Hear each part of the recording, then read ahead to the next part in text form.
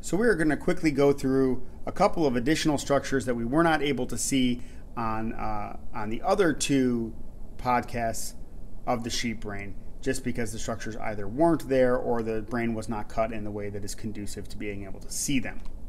So what I wanted to show you here, this is a brain that actually is covered in dura mater, right? Now granted, I've done a coronal section through it and removed some portion of the front of the brain, but we can see that actual white layering around it. And if I turn the brain like this for a moment, I'm going to actually lift that white layer up. So there, that thick white layer on the very outside of the brain, that is the dura mater. Right? So you can see how much thicker that is than the arachnoid that I had shown you in the external structures of the sheep brain. Right? So again, much thicker, much more obvious than the arachnoid mater.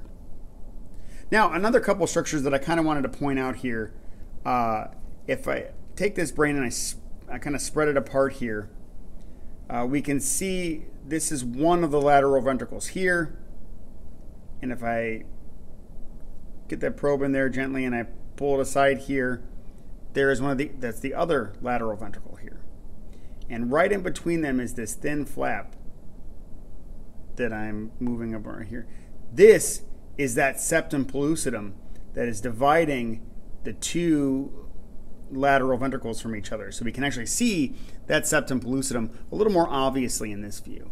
And also quite nicely here we can see the corpus callosum and how it nicely connects the two hemispheres of the brain, the right and left hemispheres of the brain, so they can communicate with one another.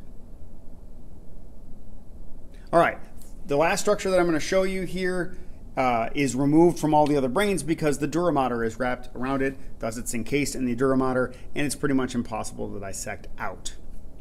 But this big bump directly in the middle here that is encased in dura mater, this is the pituitary gland, right? So this is the only way in which you're going to see the actual pituitary gland other than on the models.